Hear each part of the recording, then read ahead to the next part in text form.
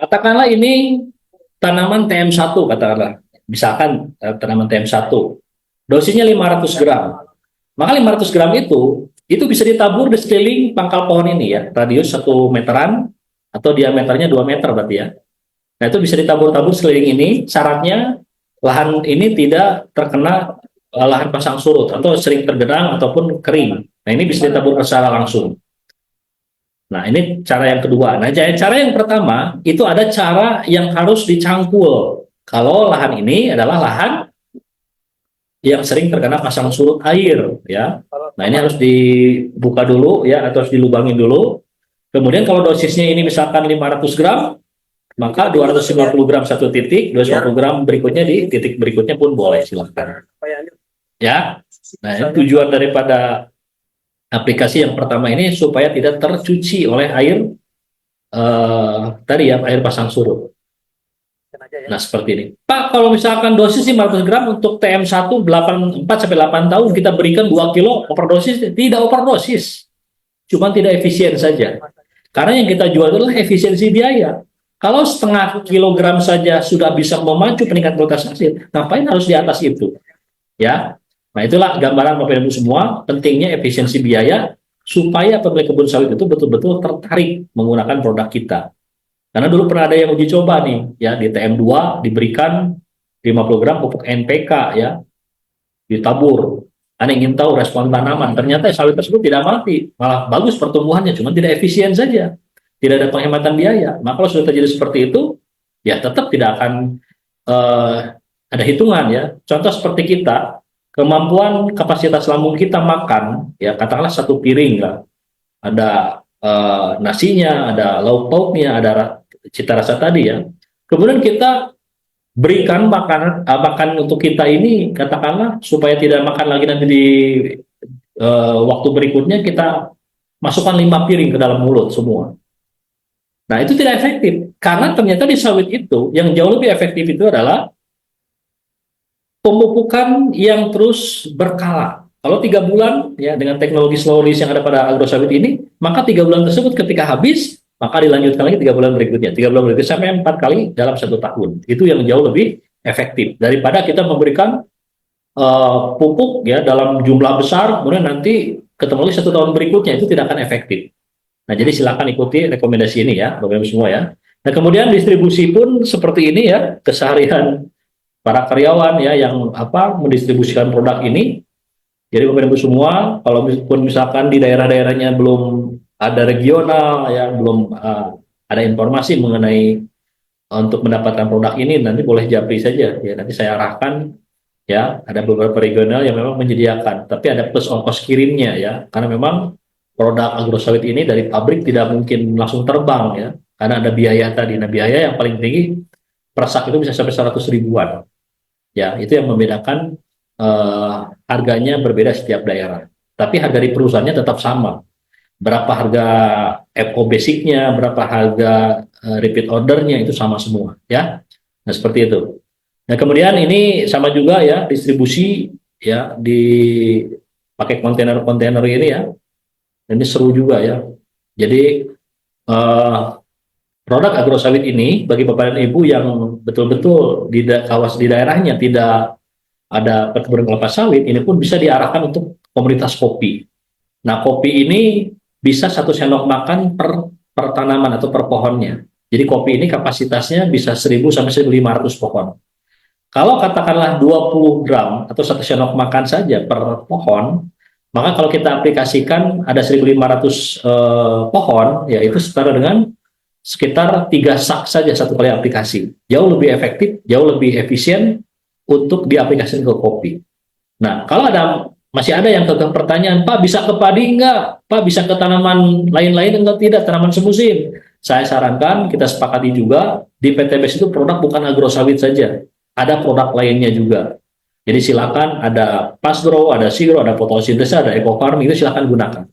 Maka kita batasi penggunaan agrosawit ini dikhususkan hanya untuk kelapa sawit dan tanaman keras berbuah tahunan lainnya.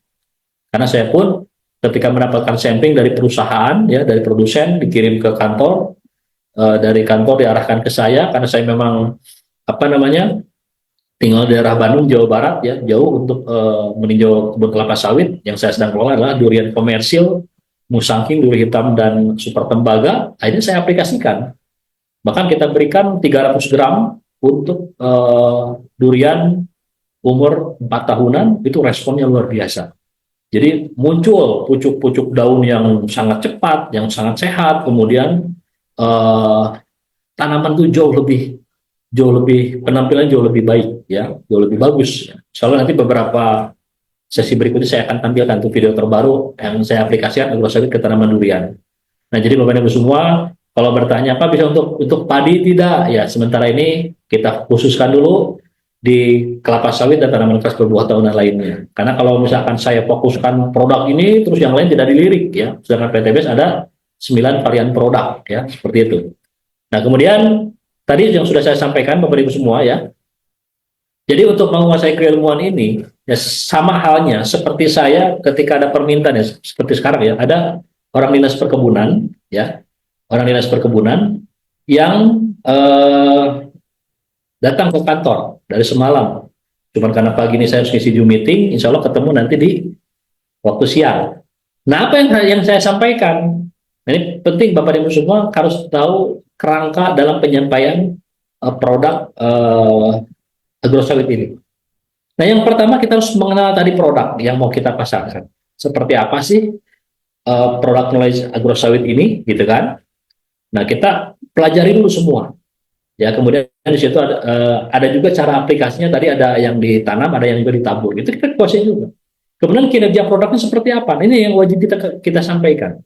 Yang tidak ada di flip chart, yang tidak ditampilkan tadi. Banyak orang-orang yang apa namanya? Yang melihat seperti ada ya tadi ada informasi kenapa fosfornya kecil gitu kan di 6% saja gitu kan. Nah, padahal sebetulnya begini ya. Jadi yang namanya kandungan pupuk itu sudah sesuai. Dan biasanya yang namanya teknologi itu tidak selamanya bisa terdeteksi oleh laboratorium. Yang bisa menikmati itu semua, yang bisa merasakan meningkatnya tingkat kuantitas dan kualitas tanaman buah segar ya, dalam hal produktivitas TBS tadi ya, itu hanya tanaman.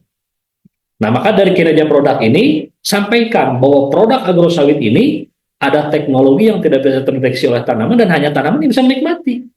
Artinya apa? Supaya siapapun yang meragukan produk ini silakan aplikasikan, baru kita bisa beropini gitu kan, menyampaikan pendapat. Tapi banyak juga nih ya, apalagi orang-orang yang memang hatinya sudah tertutup ya di media sosial di mana saja ya, yang membuat fitnah di mana-mana ya, terutama produk ini pun belum apa-apa, belum pernah mencoba pun sudah banyak yang menyimpulkan macam-macam. Ya itu namanya orang ya, semua akan kembali kepada diri sendiri ya.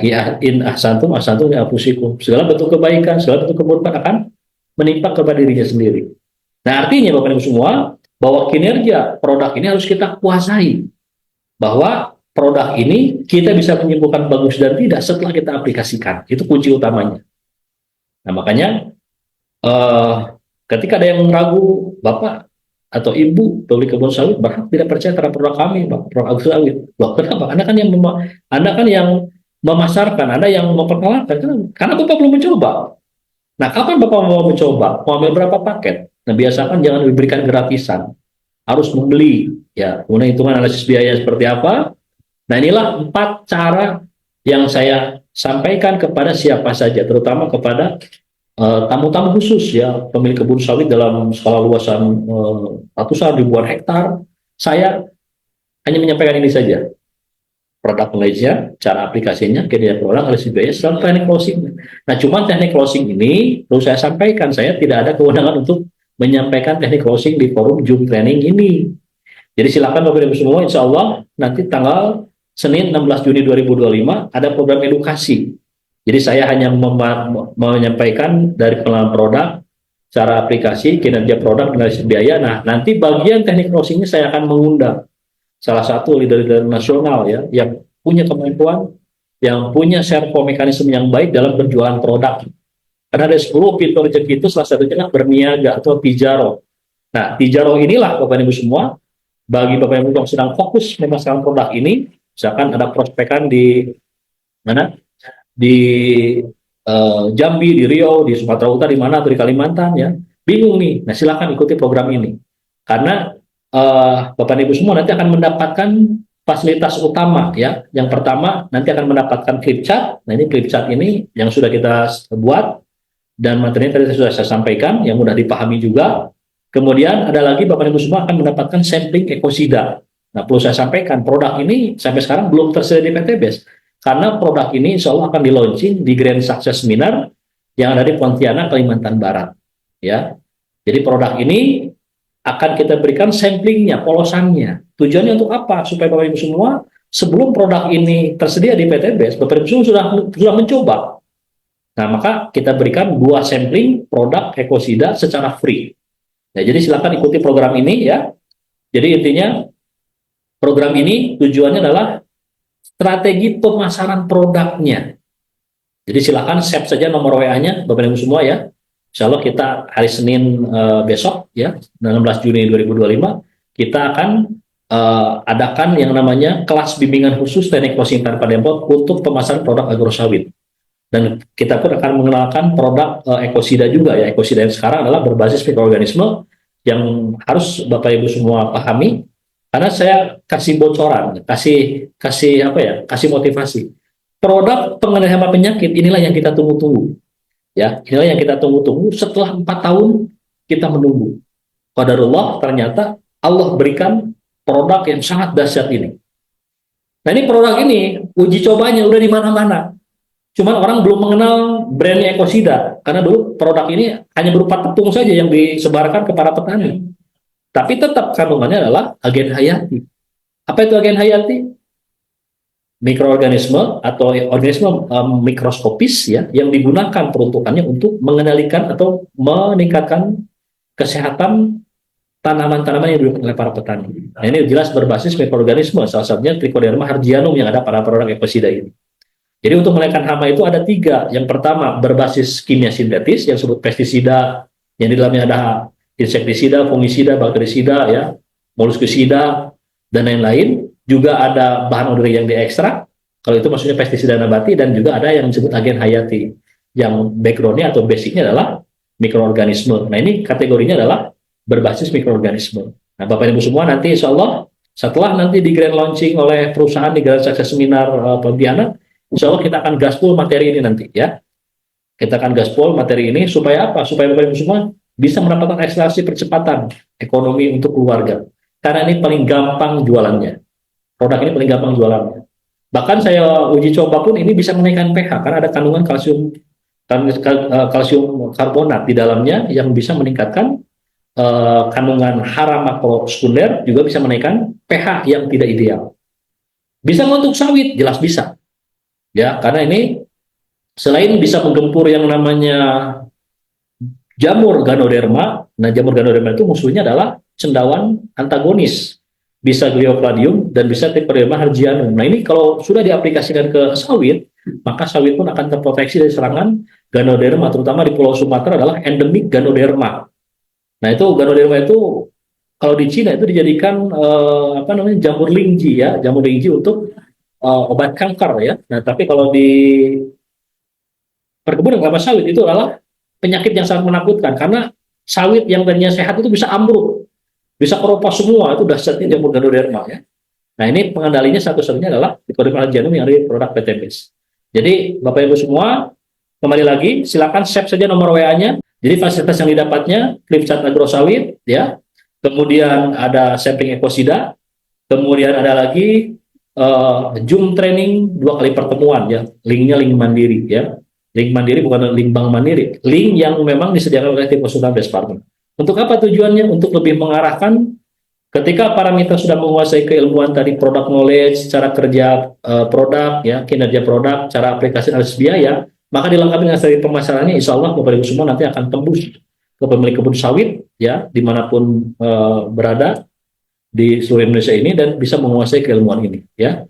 Baik Bapak Ibu semua, ya 11.28. Insya Allah program ini materi Zoom training ini kalau Bapak Ibu semua apa namanya membutuhkan clip chartnya pun sama ada di admin tool based farming ya. Jadi silahkan Bapak Ibu semua, yang penting save saja nomor WA-nya dulu ya. Oke, baik Bapak Ibu semua, itu saja bisa saya sampaikan ya. Ada waktu tersisa saya akan membuka dulu ya kolom chat yang sudah diajukan oleh para partisipan, terutama eh, dalam mengajukan pertanyaan ya. Di sini ada 64 yang sudah bertanya ya. Yang bertanya ini harus di seputaran tentang agrosawit, kelapa sawit atau tanaman keras berbuah tanam. Jadi kalau padi tanaman semusim ini materinya besok ya. Jadi dari tadi saya menyampaikan materi tentang agrosawit ini diperuntukannya adalah untuk sawit ya. Jadi kalau yang bertanya padi, insya Allah materinya besok. Karena nggak bakal nyambung. Jadi tadi saya menyampaikan tentang produk agrosawit, kemudian bertanya tentang di luar itu, karena ini materinya untuk besok. Jadi silakan siapa saja yang sudah mengajukan pertanyaan yang serupa nanti bisa ya rata-rata sapa-sapa ya. Jadi sekali saja saya jawab Waalaikumsalam warahmatullahi wabarakatuh ya bagi Bapak dan Ibu yang sudah mengetik di kolom chat. Nah ini untuk kopi apakah cocok? Tetap Bapak dan Ibu semua komoditas tanaman itu membutuhkan unsur NPK. Nah cuman yang tidak saya rekomendasikan untuk komoditas yang menghasilkan daun ada berupa kangkung, bayam, sawi, tembakau itu tidak kita rekomendasikan menggunakan agrosawit. Dan itu sudah direkomendasikan oleh produsennya ya. Karena itu yang dibutuhkan hanya nitrogen yang tinggi. Maka agrosawit ini tidak cocok, bukan tidak cocok ya. Karena untuk sayuran yang menghasilkan daun itu hanya dibutuhkan hanya unsur nitrogen saja. Nah kali ini tidak ini. Karena saya pun pernah diaplikasikan ke komoditas sawi, ya, kangkung, bayam itu kangkung bayam jadi tebal. Makanya peruntukan agrosawit ini dikhususkan untuk tanaman kelapa sawit dan tanaman keras berbuah tahunan lainnya boleh, termasuk kopi. Kopi ini komoditas perkebunan, kemudian tanaman keras berbuah tahunan juga. Nah, dosisnya berapa? Saya rekomendasikan bisa 20 gram. 20 gram per pohon, yang bisa ditunggal, kemudian simpan 1 sendok makan per tanaman, terus, nah itu kalau misalkan kapasitasnya 1.500 pohon per hektar, maka kita membutuhkan 3 sak saja satu kali aplikasi. Nah itu sudah cukup, ya nanti responnya luar biasa, silakan saja buktikan ya. Ibu yang bertanya tentang komoditas kopi yang menggunakan agrosawit bisa ya. Selain kelapa sawit, kalau untuk pohon buah naga juga boleh. Ya, yang penting prinsip utamanya gini ya, nutrisi bisa diserap dan masuk dalam jaringan tanaman melalui pengocoran, ditabur, kemudian ditanam, disemprot ke daun, itu bisa semua. Nah, sekarang bagaimana spesifikasi untuk buah naga? Nah, kalau di sana ada sistem drip irrigation ataupun irigasi yang langsung ya itu bisa dilakukan juga, bisa, silahkan ya. Karena secara prinsip, kenapa kalau di kelapa sawit tidak harus ada penyiraman? Karena yang namanya morfologi tanaman serabut atau tanaman monokotil, ya. Jadi mohon maaf, bukan tanaman serabut, tanaman berakar serabut ya. Nah itu pada kelapa sawit itu tidak membutuhkan yang namanya air, karena dalam teknologi yang pada agrosawit ini adalah teknologi yang bisa mengikat air. Tapi tetap nutrisi tersebut diserap harus berupa larutan. Artinya pupuk dengan kadar air yang ada di tanah, di udara itu tercampur sehingga manistan perakaran bisa memanfaatkan nutrisi tersebut ya. Jadi kalau di buah naga bisa atau tidak gitu kan. Nah saran dari saya, kalau buah naga ini silahkan, masih ada produk yang lainnya. Ada Pastgrow, ada Seagrow, ada fotosintesa, ada Best Farm Solutions, dan juga ada eco farming ya. Karena buah naga ini bukan kategori tanaman berkambium, itu lebih masuk kategorinya adalah tanaman sukulen dari kaktus-kaktusan ya. Jadi saya sarankan ya masih menggunakan produk lain saja ya. Bisa tadi yang di luar tadi ya, ada Pastgrow, Seagrow, kemudian fotosintesa, eco farming, BSL boleh, silakan. Kemudian di sini ada lagi pertanyaan, untuk paket RO dari Bandung ke Medan atau Riau berapa ongkirnya? Nah, Bapak Ibu semua nanti japri saja ya. Jadi di Jambi sudah ada regional, di Sumatera Utara ada juga regional ya. Nanti saya arahkan Bapak dan Ibu semua tidak harus order di Bandung supaya untuk menghemat efisiensi biaya ongkos kirim. Jadi silakan nanti japri saja ke nomor WA saya, nanti saya arahkan ya. Kalau Sumatera Utara ada nomornya nanti yang apa namanya, yang betul-betul mendistribusikan produk itu regional ya di setiap provinsi yang sudah ditunjuk oleh perusahaan ya. Jadi jangan ordernya jangan dari Bandung, kalau bisa ya, supaya karena memang waktu ya itu pun sangat berharga.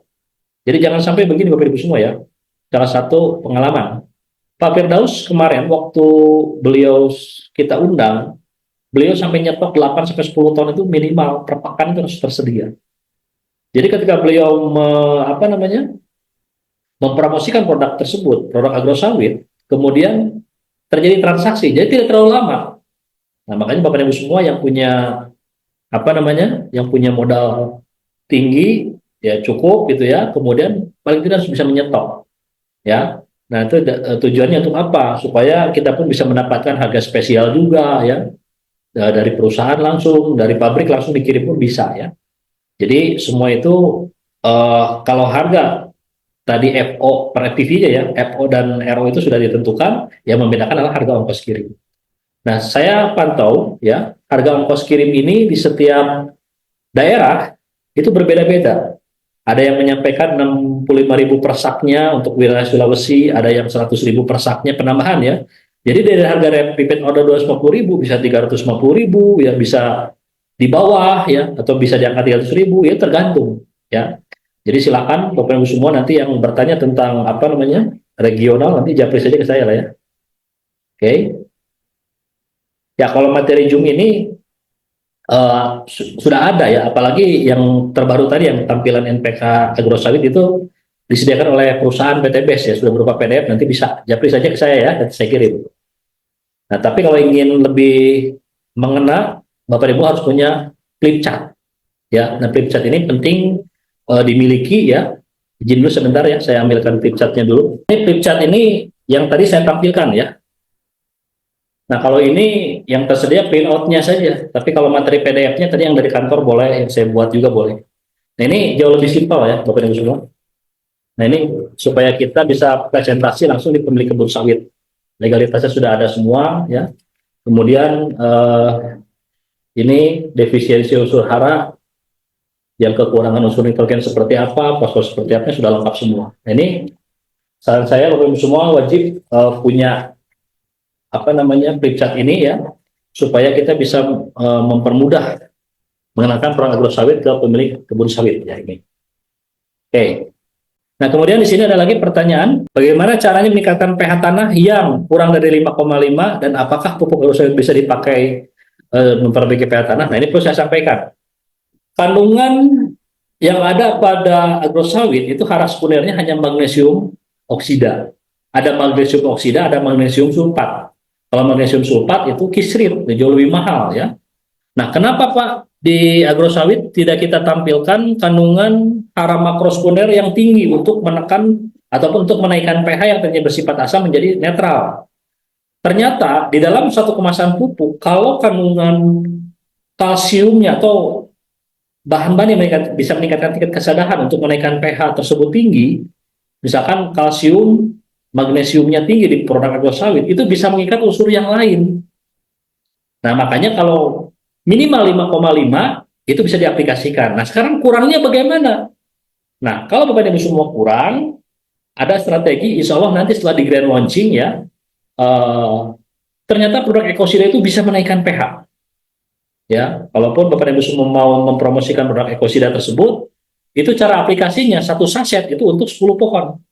Ditabur-tabur saja sekitar pangkal pohon, itu bisa menaikkan pH juga. Karena sudah saya uji coba, pH-nya di atas 8,5 ya, cukup ideal untuk menaikkan pH, apalagi tadi untuk mendampingi produk agrosawit. Selain pH-nya ideal, untuk mempermudah proses penyerapan nutrisi, juga bisa mengendalikan jamur ganoderma. Ya, nah ini yang ada pada komunitas kelapa sawit ya. Jadi selama ini daripada saya apa namanya mempromosikan, mohon maaf, dolomit gitu ya, mengendorse produk orang lain, dan nanti kita arahkan lebih baik menggunakan produk ekosida saja, karena ekosida ini setelah saya kaji dan saya diskusi dengan formulatornya mengandung kalsium karbonat artinya bisa menaikkan pH. Nah, pH itulah yang nanti bisa meningkatkan pH yang tadinya di bawah 5,5 menjadi ideal lagi. Nanti cara aplikasinya kita sampaikan setelah di grand launching saja ya, supaya lebih fokus ke bahwa produk tersebut sudah betul-betul tersedia di PTBS. Itu intinya ya. Untuk pohon jengkol tadi sudah saya sampaikan, mau pete, mau jengkol, mau durian, mau lengkeng, itu bisa pakai agrosawit. Karena kita berikan kemudahan, selain untuk sawit, juga bisa untuk tanaman keras berbuah tahunan lainnya. Ya, kalau jengkol kan pohonnya besar, berkambium, boleh. Tapi tadi yang hubungannya dengan apa, sukulen, ya sukulen itu tadi yang kaktus-kaktusan ya, yang tidak berkambium, malah 85% kandungan air saja. Nah itu saya sarankan menggunakan produk yang lain saja ya. Jadi agrosawit dikhususkan untuk kelapa sawit dan tanaman keras berbuah tahunan lainnya ya. Tanaman jagung bisa, ya bisanya menggunakan produk yang lain ya. Jadi supaya apa? Supaya segmen ataupun pangsa pasar produk best farming ini terserap semua. Karena ada 9 produk, bayangkan ya, ada 9 produk. Jadi silakan. Nah, bagi Bapak Ibu yang sedang memprospek pemilik kebun sawit, nah ini materi spesial hari ini. Nah, besok gantian.